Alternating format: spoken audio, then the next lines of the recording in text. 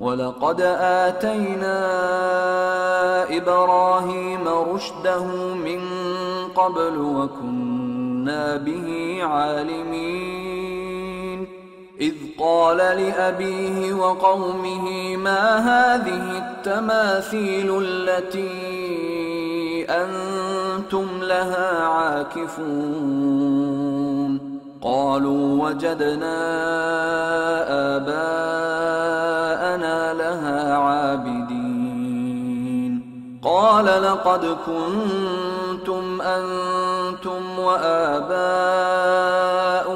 في ضلال مبين قالوا أجئتنا بالحق أم أنت من اللاعبين قال بل ربكم رب السماوات والأرض الذي فطرهن وأنا على ذلكم من الشاهدين وتالله لأكيدن أصنامكم بعد أن تولوا مدبرين فجعلهم جذاذا إلا كبيرا لهم لعلهم إليه يرجعون قالوا من فعل هذا بآلهتنا إنه لمن الظالمين قالوا سمعنا فتى يذكرهم يقال له إبراهيم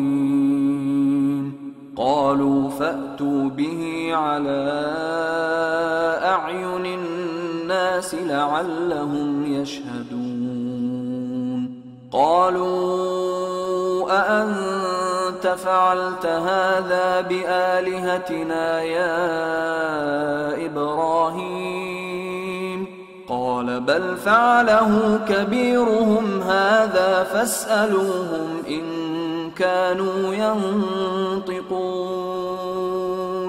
فرجعوا إلى أنفسهم فقالوا إنكم أنتم الظالمون ثم نكسوا على رؤوسهم لقد علمت ما هؤلاء ينطقون قال أفتعبدون من دون الله ما لا ينفعكم شيئا ولا يضركم أف لكم ولما تعبدون من دون الله أفلا تعقلون قالوا حرقوه وانصروا آلهتكم إن كنتم فاعلين قلنا يا نار كوني بردا وسلاما على إبراهيم وأرادوا به كيدا فجعلناهم الأخسرين ونجيناه ولوطا إلى الأرض التي باركنا فيها للعالمين ووهبنا له إسحاق ويعقوب نافلة وكلا جعلنا صالحين وجعلناهم أئمة يهدون بأمرنا وأوحينا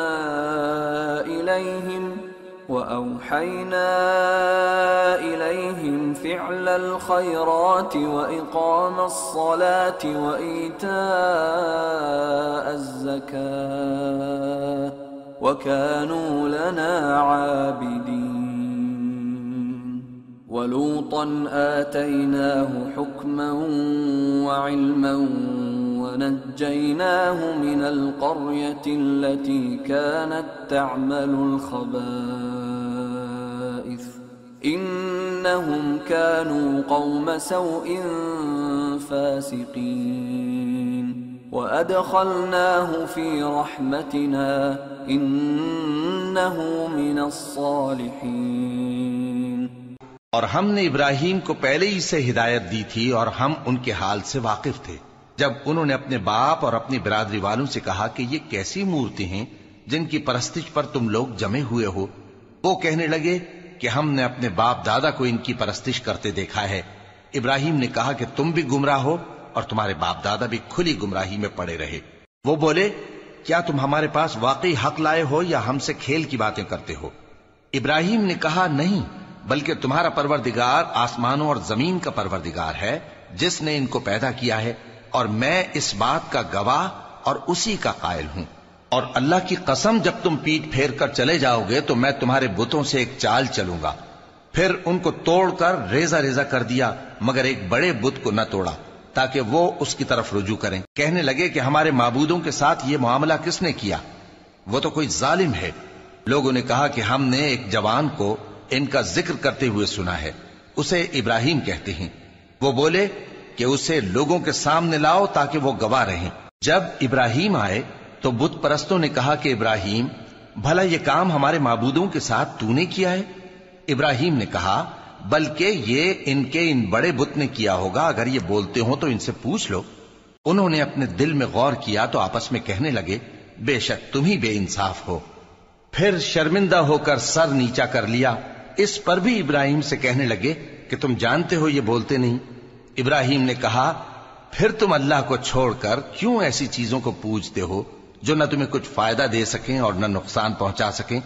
تف ہے تم پر اور جن کو تم اللہ کے سوا پوجتے ہو ان پر، کیا تم عقل نہیں رکھتے؟ تب وہ آپس میں کہنے لگے کہ اگر تمہیں اس سے اپنے معبودوں کا انتقام لینا اور کچھ کرنا ہے تو اس کو جلا ڈالو اور اپنے معبودوں کی مدد کرو۔ ہم نے حکم دیا، اے آگ سرد ہو جا اور ابراہیم پر سلامتی والی بن جا۔ ان لوگوں نے برا تو ان کا چاہا تھا، مگر ہم نے انہی کو نقصان میں ڈال دیا اور ابراہیم اور لوط کو اس سرزمین کی طرف بچا نکالا جس میں ہم نے اہل عالم کے لیے برکت رکھی تھی۔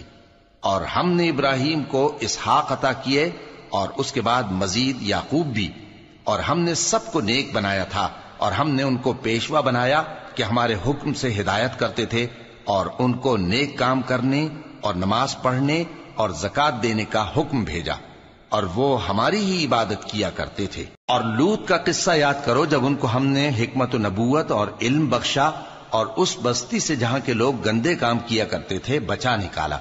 بے شک وہ برے اور بد کردار لوگ تھے، اور انہیں اپنی رحمت میں داخل کیا، کچھ شک نہیں کہ وہ نیک کرداروں میں تھے۔